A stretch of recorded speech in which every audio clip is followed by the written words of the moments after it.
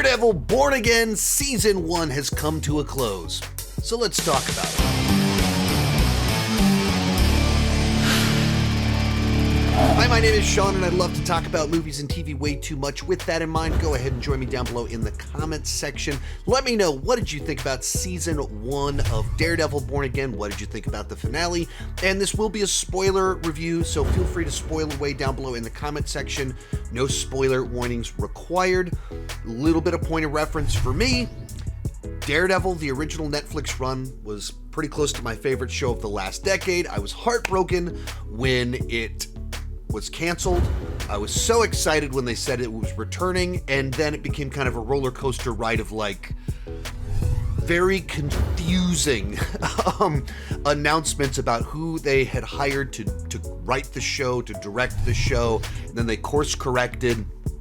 And I feel that information, that I loved the original run and that it had a very messy journey to being on Disney Plus, will very much inform my full review of the season.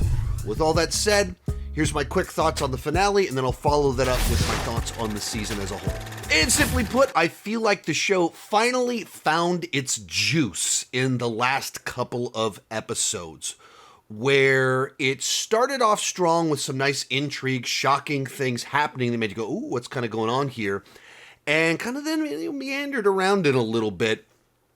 And then in the last two episodes, when the new creative team took back over, weren't working off of the original shoot of the show, it got a lot better. In the writing, the use of the characters, the story overall, and feeling like we were building and moving towards something, everything really came together. So the next to last episode was very much the tension building episode, and this was the explosion of that tension, the payoff of that tension with the action, returning characters, all of that fun stuff, seeing the culmination of this journey that we've been on, teasing what will happen in the next season. So, simply put, after Matt saves Fisk's life, Fisk decides to use this as an opportunity to enact all of his insane policies and be a true dictator of New York City.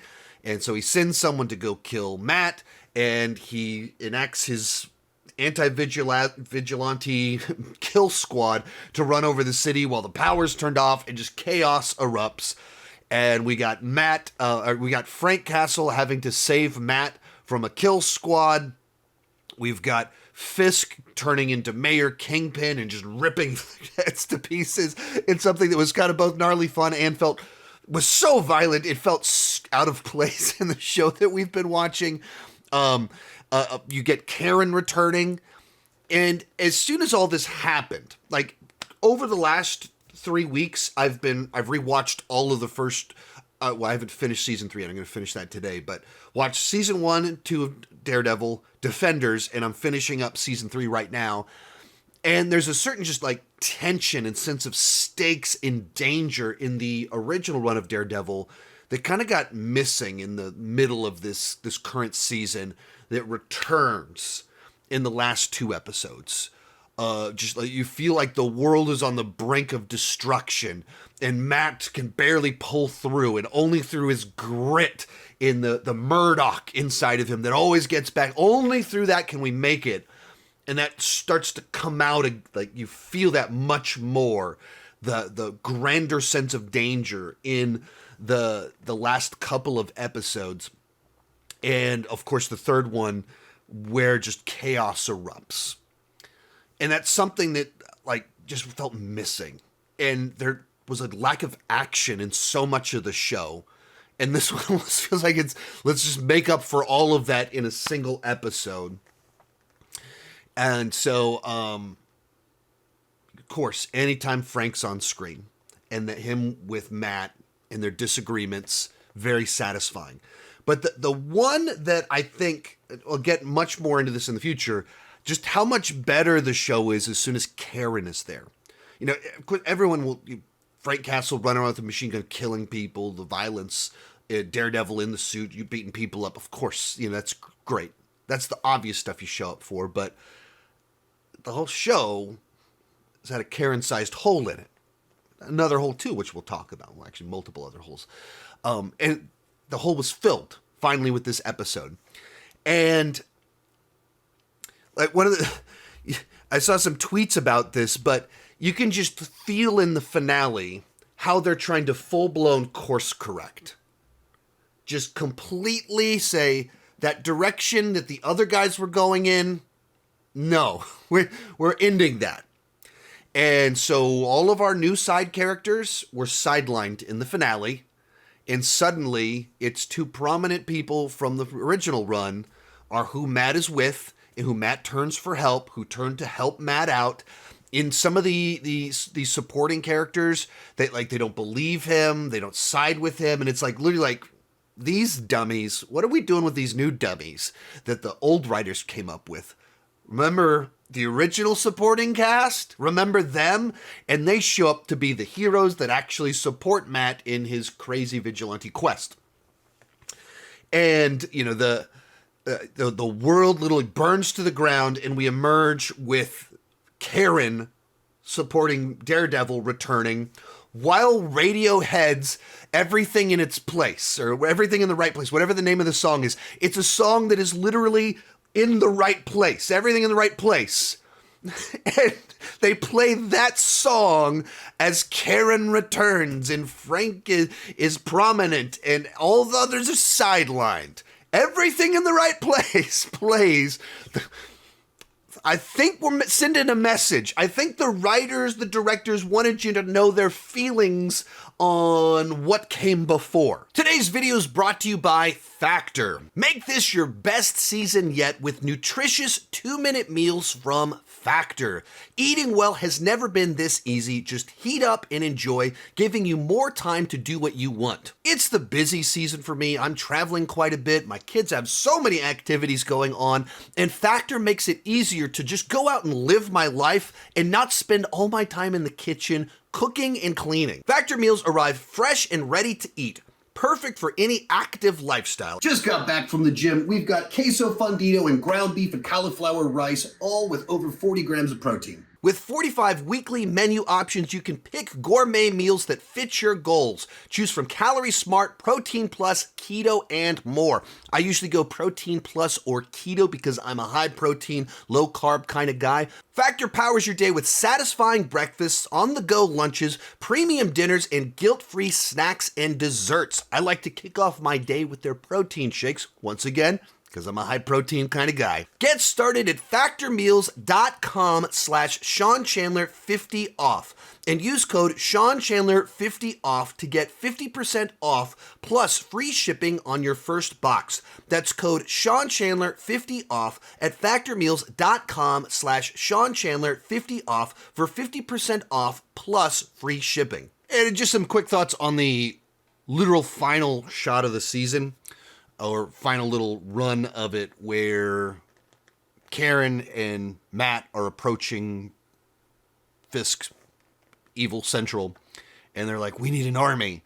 And it starts like, you know, montaging through everyone's fate and showing all these vigilantes in cages. Frank's in a cage. Swordsman is in a cage. The obvious thing that I'm sure everyone was thinking is the big final reveal of the season that he meets up with Jessica Jones, Luke Cage, maybe Iron Fist. Like, are we going to we're aimed on the Defenders reunion. We need an army. There's a team that he worked with before that was its own show. And it's the obvious place that anyone that saw Marvel Netflix, where their brain immediately went. And then it crescendos with Matt puts the costume on and walks out into a bar of the side characters from the season that you don't remember their names. And he's just like standing there and it keeps kind of just showing him. Thought that was weird. That was an odd crescendo. And I saw an interview that Brandon Davis has got to interview the writers and directors for each of the episodes. And so kind of getting their insight on like why they did what they did and how they reworked some stuff. So there's a lot of really good stuff in his interviews. But they asked about kind of the final shot, and he's like, well, you know, the director person was like, you know, it just felt like the whole point of this wasn't necessarily to give hope, but it was kind of that Murdoch, you always get back up, the grit. And the whole point is we need an army, but we don't have an army. And there's just something about that that's true to Daredevil of, it's just him by himself standing up to face this. And this that was satisfying in the way that we wanted, whereas had we gone in the direction of here's the Defenders, it would have given too much hope. It is like an answer that in a vacuum, he was like, okay, I see what you're saying. But this ending, I don't think, like, if you create a scenario that anyone familiar with these characters in the shows, their brain immediately, you said the line, we need an army, your brain immediately goes to, what's the team he worked with before? For that matter, he's also friends with She-Hulk. Like you just go immediately to everybody that we've seen him fight with in the past. She-Hulk's on the other side of the country, but you can make a phone call. She's a lawyer. She's got money. She can fly over the next day. Not that I want that, but you could do that. Likewise, who have we also seen in this city with Kingpin? Hawkeye. Hawkeye. We've seen Hawkeye in New York City. We've seen Spider-Man in this city with the Rogers deal. There's all these people in the MCU that are in this city, that are vigilantes in this city, that when you end on a note that you're like trying to make this point, he always gets back up. It doesn't actually line up with what you just said. If you did not want my brain to go with, so who's his army going to be? Then don't choose the line, we need an army. Don't do that. If you want to go in the direction of it's Matt all by himself, then you go end on the note of we lost, but Matt's still getting back up. You go with that. Matt, we can't beat this. We need an army. I know, but I'm all you've got. We'd all go actually, Matt, did you forget about your friends from the battling the hand? Did you forget about all of them? Did you forget about, we don't think that. But at least the line would add up to, as opposed to you put in our mind, we're going to go towards that direction. But if you want to end on the note of Matt just always gets back up, why would you not use that line? I know I can't beat him, but I'm never going to stop. Or whatever you would do, the whole point is say the thing that lines up the point you're making. Don't say the thing that makes me go, all right, you're going to end with your arm. Nope. I thought it was odd. And just even the way to visualize Matt's all by himself and you have him in a bar with all the side characters I don't care about. I just thought it was odd. It seemed like they were making a point or trying to reveal something that I don't understand what it was. So the final shot I thought was kind of weird. So yeah, for me, it was the culmination of a season when I had a lot of feelings, and we'll get right to that. That you appreciate when the show itself can acknowledge your frustrations. So much so that it goes, now everything's in the right place. Not before. Now everything's in the right place. Let's do this right. And it both affirmed my frustrations as well as made me excited for what's next. Which is very complicated feelings about this season because there's just a lot of stuff that was oh man, why did you do this? And at the same time ended man, all right, now we're going. Now we're cooking with gas. Now things are ready to go. That's kind of how I ended this season. But why did I have such weird feelings about the season as a whole? Let's move on to full thoughts on the whole season. And simply put, this was an incredibly odd season of television that evoked so many conflicting emotions out of me. Overall, I had a really good time with it. I just love Daredevil. I love Kingpin. So any time with these characters is a good time in my mind. And, by the end of it, we've got Karen and Frank showing up. Love them. So that was great. And all along the way, there's some great little moments, great sequences, nice little, some standalone episodes, some standalone little arcs that were that was cool. I really enjoyed that. But the whole season once you got into the middle of the season, it became abundantly clear very obviously clear that the show felt exactly like what it was, which is to say, they initially hired went in a completely wrong direction. They picked the wrong writers that took the show in a disastrously awful direction, and they went, oh crap, we need to fix this. And so then they brought in the writers that they probably should have hired from the beginning to try and course correct. So the final product was constructed and bookended by people that probably have the right get it factor, but they were working around an entirely faulty and broken foundation. So if you don't remember how I watched this show, I watched the first 4 episodes. I was given the whole season, but I wanted to experience it week to week with the fans and kind of savor the experience a little bit longer. So my initial review was on the first 4 episodes. And episode number 1 was from the new creative team, had Daredevil in the suit, bullseye, tragic opening. And then that's followed by episodes 2 and 3, which were the trial of White Tiger, which of the arcs from the original creative team, I thought was one of the stronger and more compelling ones. And so I watched an episode from the new team, 3 from the original team, one of them featuring my favorite arc with the White Tiger stuff. But then in the middle of that original run, it just felt like it lost its momentum, and it took far too long to get Matt to be Daredevil again.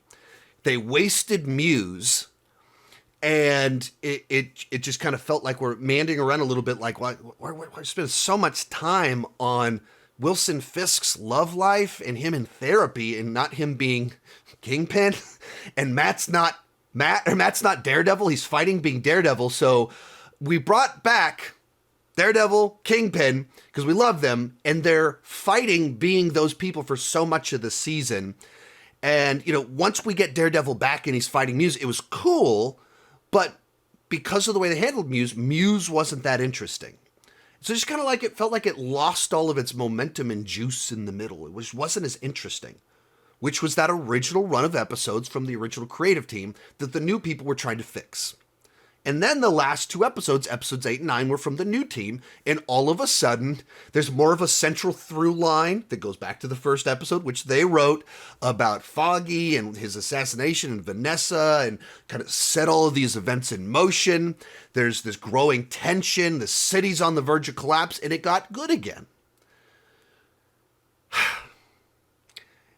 And that's a frustrating watch, because it's enjoyable to be back with these characters, but they started in such a wrong direction.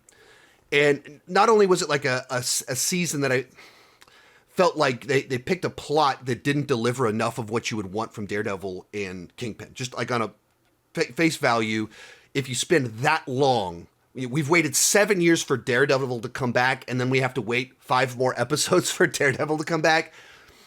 That's an odd choice. That's a strange direction. In particular, after season 2 of Daredevil, Matt quits being Daredevil. And in Defenders, he spends the first half of that show fighting, wanting to be Daredevil. And he's like, no, I'm not that guy anymore. I'm not that guy anymore. And he gets pulled back in. And then Daredevil season 3, he's broken. He's lost his powers, or his powers are broken because his head's jacked up. So spends the first little bit of that season becoming Daredevil again. Then we get to Daredevil Born Again. And he becomes Daredevil again. He has to fight to become Daredevil again. So the 3rd season in a row with Matt Murdock, where it starts off with him becoming Daredevil again. 2 of the 3 because he quit being Daredevil. And the city needs me. I guess I got to do this. I can't let it go. I have to be that. 2 of the last 3 Daredevil seasons have that exact same arc. Because Defenders has that arc. And it's very much Matt is one of the stars of that. So we've done this before. But I think the thing that just really killed a lot of this show, or held it back, it didn't kill it. I still liked it. So that's overstating. I don't want to overstate my frustrations here. They removed the entire supporting cast.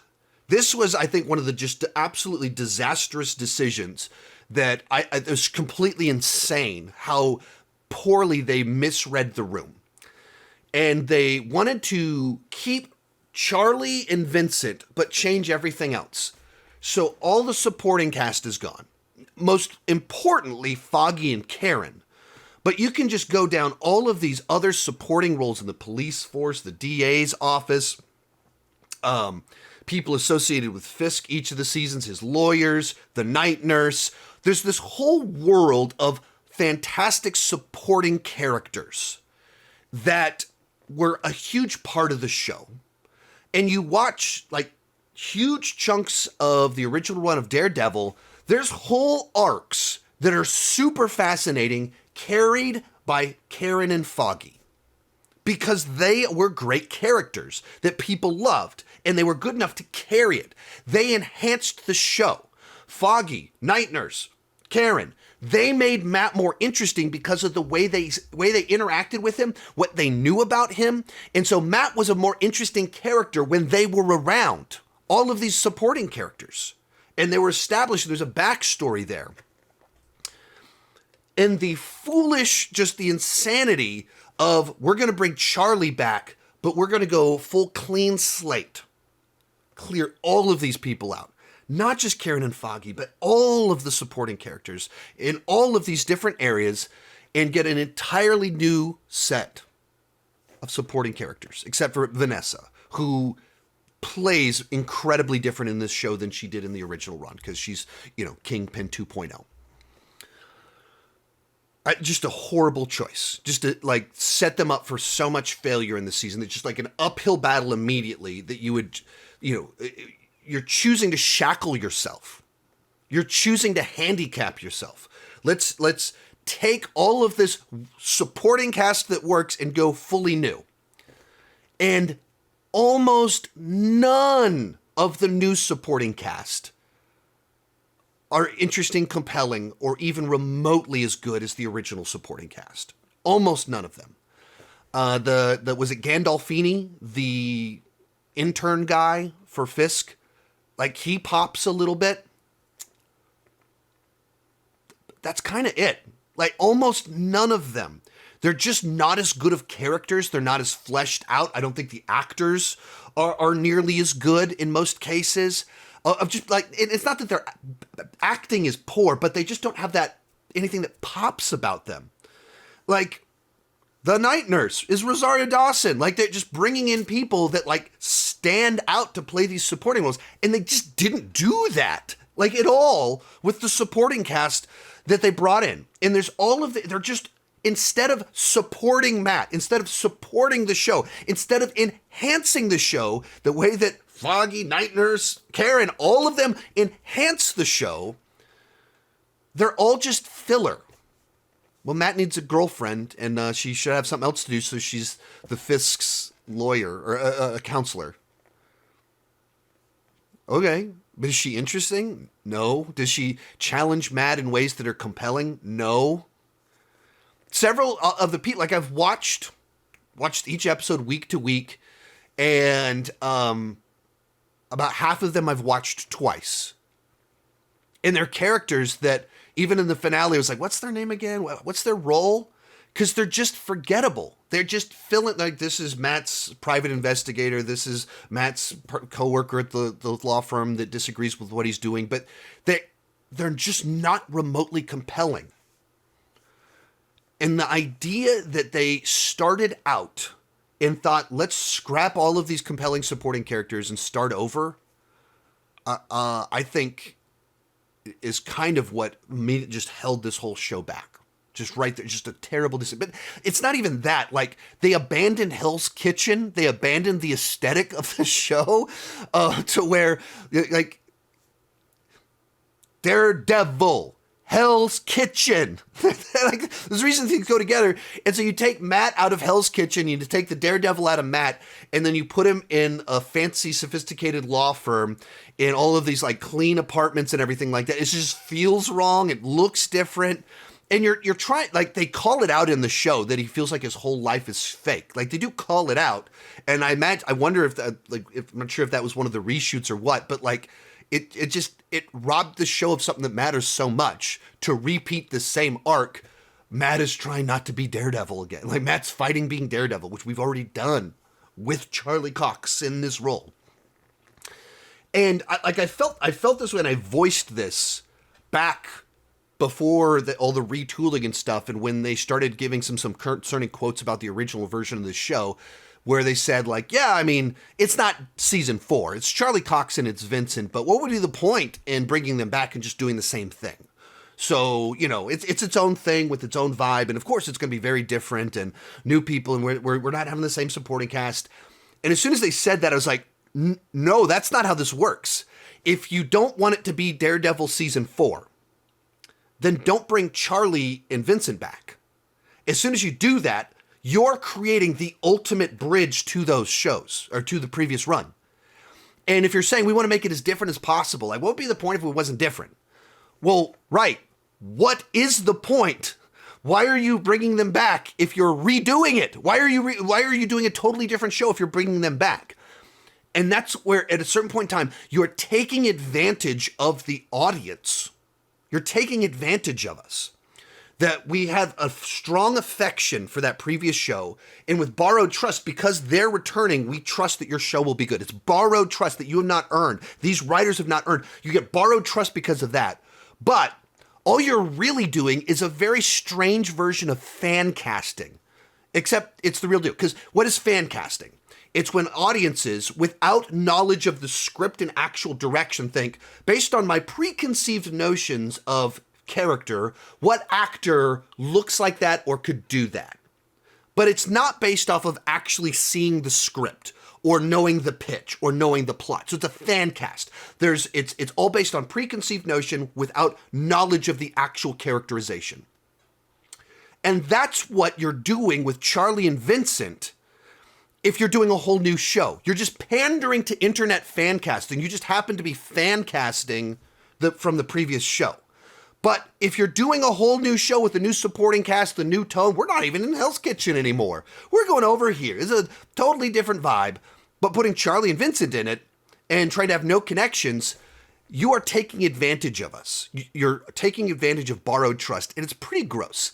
And I think they figured out this is a disaster. People will hate us if we do this. We better fix it. But they were building off a faulty foundation, which is they got rid of the supporting cast. And they moved it out of Hell's Kitchen, and they had to work around that. And they did the best they could. And so, like I said, all along I've said in here, they delivered a season that was good all along the way. Like, it had things I enjoyed all along the way, but it was constantly struggling because it was just shackled by the constraints of a bad start, which is killing off Foggy, we're getting rid of Karen, and we're moving it out of Hell's Kitchen, and we have none of the other cool supporting cast in here. And they're working off of that, and you go, it's a terrible idea, and it's a huge storytelling constraints to try and make something that matches the original while having something that is trying to distance itself from the original. And hence why you get to the end of the season, and they bring Karen and Frank in, and the world's burning, and says everything in the right place. We got the Radiohead playing, telling you exactly, all right, we fixed it. Fascinating to watch, like a show at odds with itself. On screen, the lead character in the middle of the season goes, yeah, like, this all feels fake to me. This doesn't feel right to me. And everything is in the right place when all of that's gone. Fascinating stuff. But like I said, it was an odd feeling because it's not that, like, you can watch my review of the original 4 episodes I saw and it was like, oh man, this could be the best Marvel Disney Plus show, because it started off with a bunch of promise. I think it ended with a bunch of promise, and it wasn't bad in the middle. It just didn't. There was a missing piece, or several missing pieces. There's a Karen-shaped hole in the middle of it, and there is a Foggy-shaped hole in it, and then there's a Night Nurse and everyone else, all the other supporting cast sized whole in the middle of this show.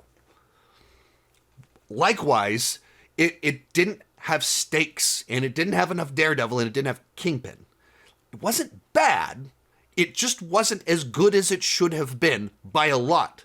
And it had its moments that made it clear this could be so much better than it actually was. Like a bunch of people hated on episode 5, the standalone bank episode. And in a lot of ways, that to me was one of the better episodes of the season. Now, it feels completely out of place, like it's a totally different show. But at least it works as its own little thing, because it's not competing to be, tried to be, reworked to fit into something. It was just its own little standalone little adventure, with Matt being a hero. And I kind of like that. I could dig that. I can work with that. It's where it got lost in the, like, just delaying him being Daredevil and spending so much time in therapy. Like, that was just less interesting to me than Matt having a tonally different adventure at a bank. Like, I dug that. It at least stood out. Like, the 2 Muse episodes are just kind of a little bit of mush to me, where Muse becomes the big focus. Like, it was just kind of a bit of mush in my brain of like, okay, yeah, it was great when, Daredevil finally shows up to save the day. That was cool. The 2 times they had the fight at the end. And there's just a lot of stuff in the middle that wasn't as compelling. It just didn't pop. It didn't feel like it had tension until the end. Like, both of them felt like they got tense towards the end and were meandering at the beginning. So, like, that's, like I said, my conflicting feelings. It was great to have him back. It's great that we got more. There's promise for the future. It started strong. It ended strong. I liked White Tiger. I kind of liked the bank episode. And I didn't hate the middle or anything. I just thought it like, it's the sort, like, the people that binged the show seem to have a better experience with it. Where if you just watch straight through in 2 days without a pause, it paid off better for people. Like, they were like, yeah, that was a cool season. Like, yeah, and you didn't feel the oddness of it. But if you sit there week to week and you have like a week where you just sit there and you're like, okay, but where's Matt? Or where's Daredevil? Where's the costume? Where are we? It felt like you could notice the cracks, the flaws, the way it was duct taped together. And I don't know, make of that what you will. I'm very excited for season 2. There's a lot of stuff in season 1 I really enjoyed. It ended on a high note. But man, it's just so frustrating that they hired people to head off in such a stupid direction at the beginning. And as a final note, I've talked a lot about my frustrations with, the MCU and the Parliament and the direction of phases 4 and 5. But this is just kind of one more example of it, where it felt in phases 1 through 3 that for the most part, not that there weren't missteps or projects that didn't fully work, but that it felt like the leadership was ahead of me. And they knew how to deliver something even better than I wanted, than I would have come up with. They were like always ahead of me. And they had a finger on the pulse to really do some cool stuff. In phases 4 and 5, it feels like that's completely wrong. Like they're just misreading the room, and their version of let's bring Daredevil back was let's treat it like a cameo. Like it's not that we want the continuation of Marvel Netflix. It's just that we want to see Charlie and Vincent on screen. Which is like, no.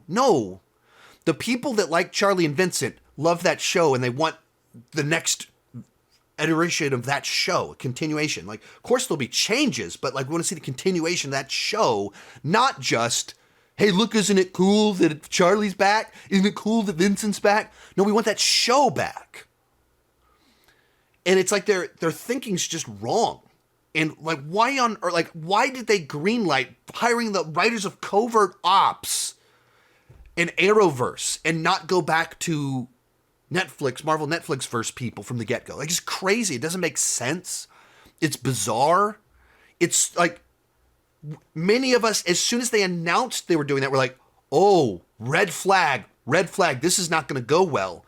And so we weren't really surprised. We were surprised that they course corrected because it was such an obvious public omission that they screwed up. But why did you screw up?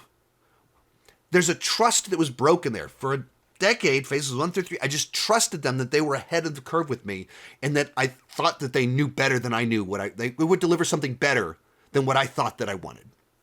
And now I'm just skeptical.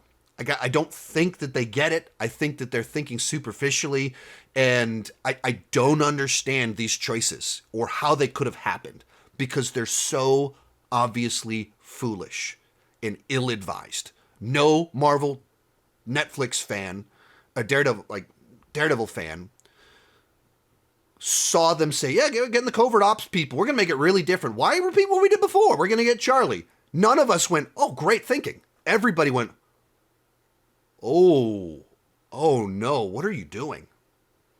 And we got the show, and it was kind of a, oh no, what are you doing kind of moment. All right, that's my thoughts on Daredevil Born Again. I know this is very negative, but please take away.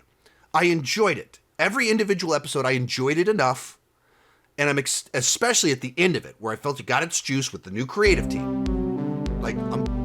The new creative team, all plus on. All of it is frustrations with where it started. Very excited for season 2 because a new creative team. Very frustrated that they ever went in this insane bad direction. Let me know your thoughts down below. Keep talking movies and TV.